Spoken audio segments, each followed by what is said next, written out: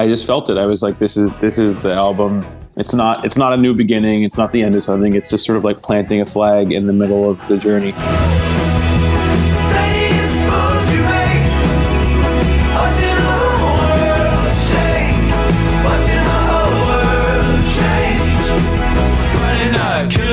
Hop a train on the scene, all the baddies in the wild. Don't you dare touch the dial. Just a black heart attack for you. And the Grammy goes to Jack Antonoff.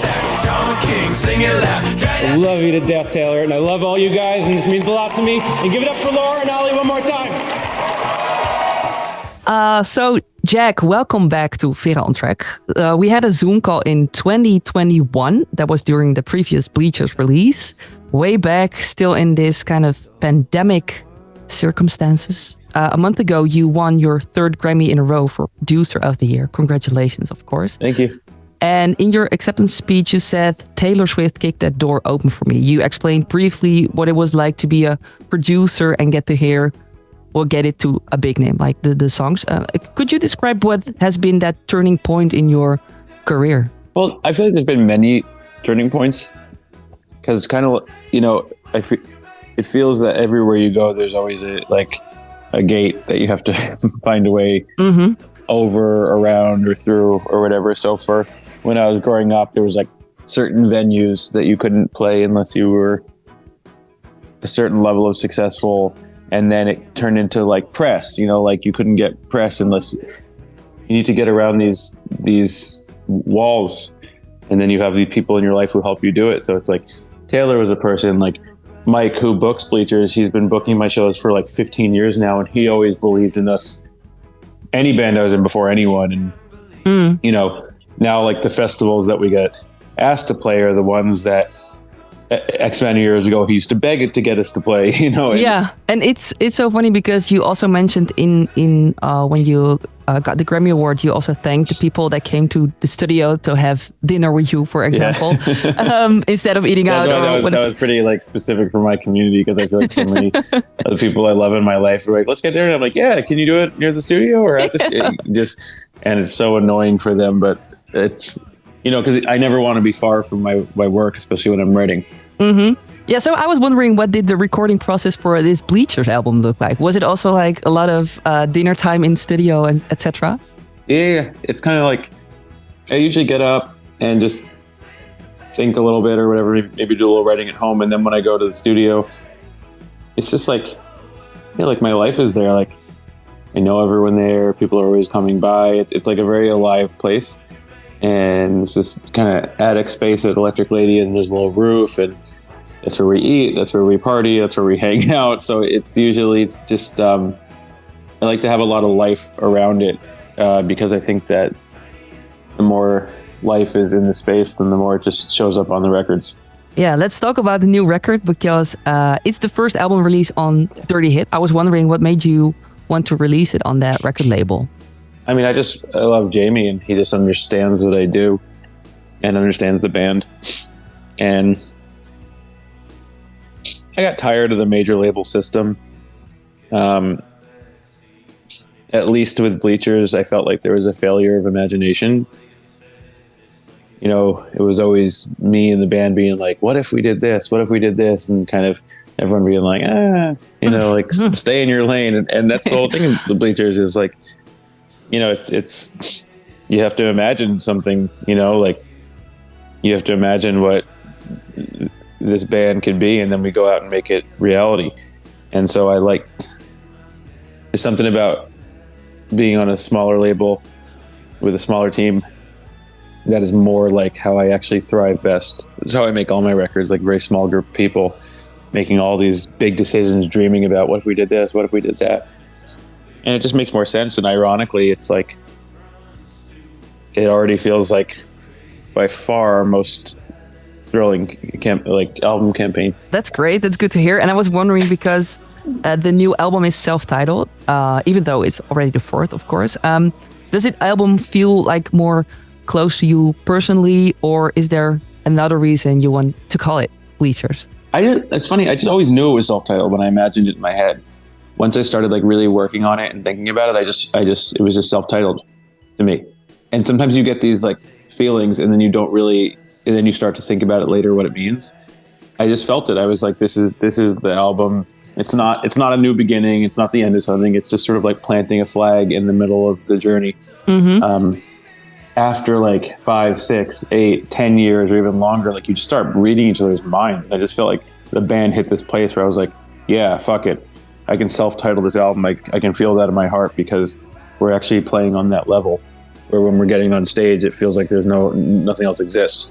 And how is that for you, like in your mind, the first like drafts of songs, or maybe the images, like a visual aspect as well, because we see the beautiful car on the cover art. I was seeing you hanging, against the car in the video clip of Tiny Moves. I was wondering if you already pictured like something that was related to this album. Yeah, that car was in a lot of the last campaign too. It was in the Chinatown video.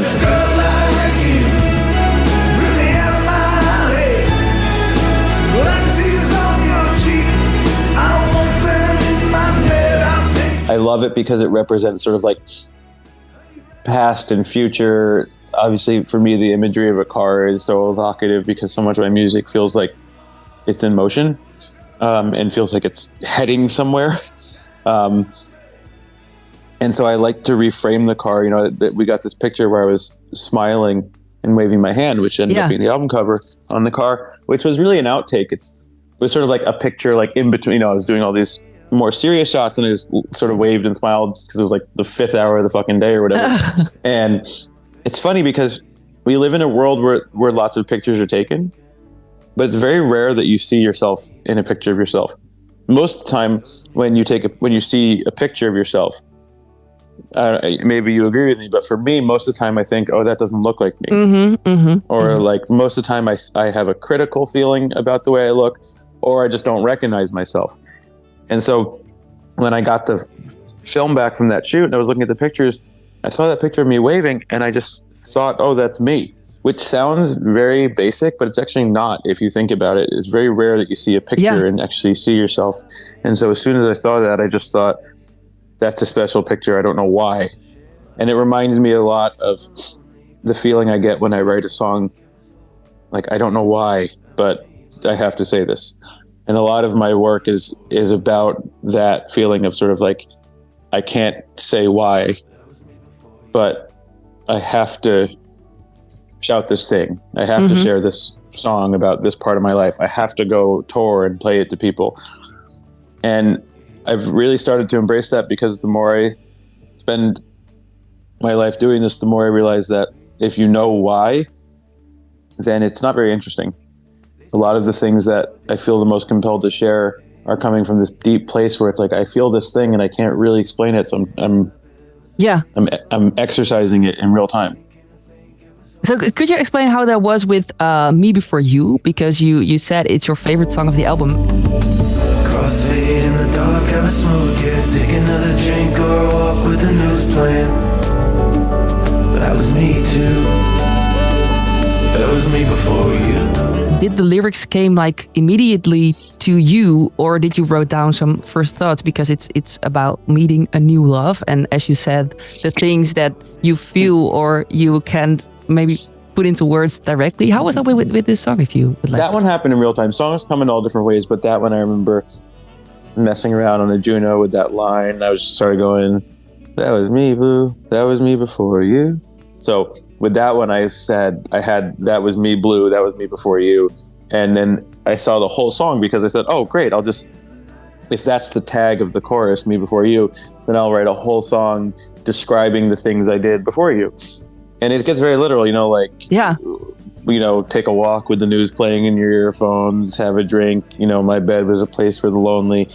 And I started to think about all the things that you hang your hat on, or all the things that you say about yourself when you don't have a person in your life. You say, oh, like I'm married to my work, or this sadness is part of my soul, or I love my, and so at that point, that was one of those songs that it felt like it kind of wrote itself. And so I wanted to talk about like being proud of your loneliness. I really love that someone in the comments on Bleach's Instagram wrote about Me Before You.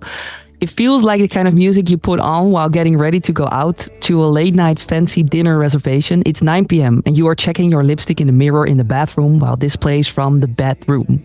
So in the bathroom. Oh, that's bedroom. beautiful. Do you feel that vibe? Wow, I wish it's so specific. I love that's it. Beautiful, yeah. Wow. I mean, that's the cool thing about sharing music. And that's the cool thing about the internet and playing shows is it's also powerful, people's opinions, that then it changes how you see it, you know? Like, I feel like I'll remember that for the rest of my life now, what you just said. I'll have that image. It looks like my head like a David Lynch movie of like someone. Yeah. Like, that's awesome. Yeah, it's very powerful. Yeah. So another question I really have to ask you. The single Modern Girl was released last year. And I wanted to ask you about the Only Flams lyrics, because listeners are discussing whether this is an Only Fans reference or not. So please help the internet out. No, I just thought it was funny because I thought Only Flams is like, you know, like I was just thinking about what makes the band. One thing I love about Bleachers is I feel like we're like this bus on the edge of a cliff going 100 miles an hour. Uh-huh. And we never fall off the cliff, but we get really close. And, you know, like a flam is like a hit that isn't perfectly in time. It's got like almost like a delay on it, like 2 hits essentially. And I have 2 drummers, and I just thought that was like, yeah, there's all these like weird like sexual undertones in that song anyway, like Evan Smith, tiny sax. So I thought like Only Flams as a play on OnlyFans. It just made me laugh. And sometimes when you're alone and you're writing and you can make yourself laugh, you know you have something good. Let's talk about Alma Mater, where we hear Lana chatting. It feels like we're in the room with you two. When did you know that she would be perfect to be on that song? I'll make it darker. 2003, not all the time.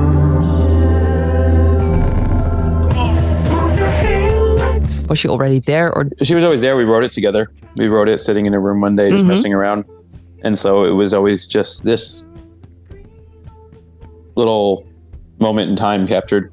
what was that vibe like when making the song for you guys? That was like any song we make where it's sort of like almost feels a little unclear how it happens, because with her and I, we just really just like mess around in a room and almost like chipping away at like a stone, and all of a sudden there's like a little statue there. And can I ask you a question about the beautiful song "Call Me After Midnight"? Is it true that it started with this demo from Kevin Abstract?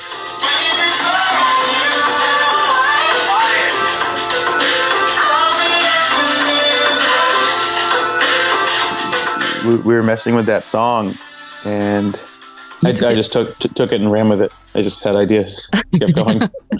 Because it's interesting. Like I love, for example, the Brockhampton fan, the community. They were discussing when you put out the tracklist of this album, and they saw the song title. They were like, "Could it be that it's like the Kevin Abstract song? You know, the demo from the sessions way back?" And people are already like enthusiastic and pumped. And I was wondering how it works, because I can imagine as a producer, as a musician, it's always like a different workflow, and sometimes you keep something, and sometimes it's might like come back after years.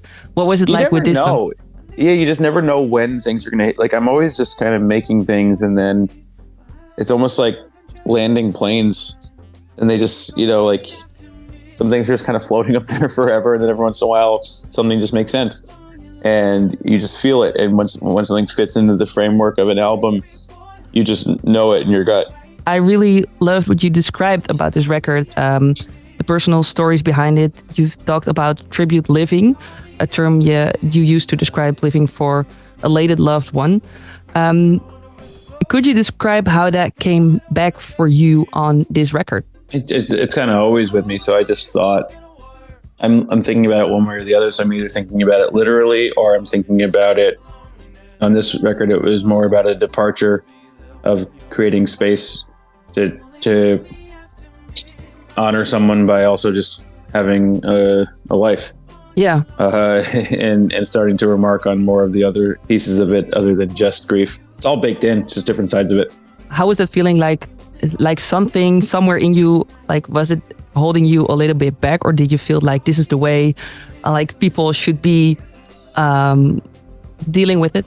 Well, writing is interesting because I don't find myself choosing what I'm writing. I sit down and then what comes out comes out. And then every once in a while I feel that there's an album there.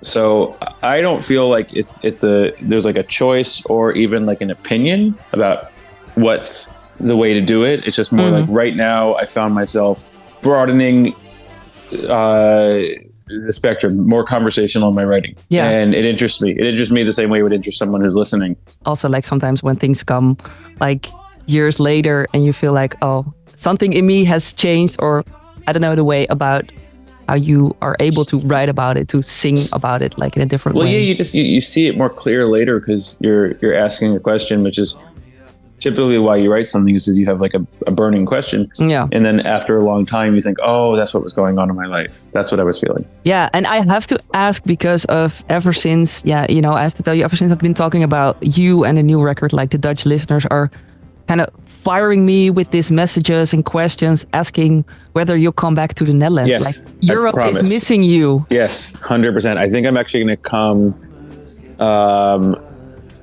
I think we're going to have an Amsterdam show at the beginning of September. Wonderful. And then there's going to be more and more and more. But no, that was something that I completely fucked up in the past. Was not coming to Europe enough. I really loved listening to you. I really loved listening to the record. So congratulations with I can't wait to come tour over there. Yeah. And be with everyone. I really can't wait. I'll make it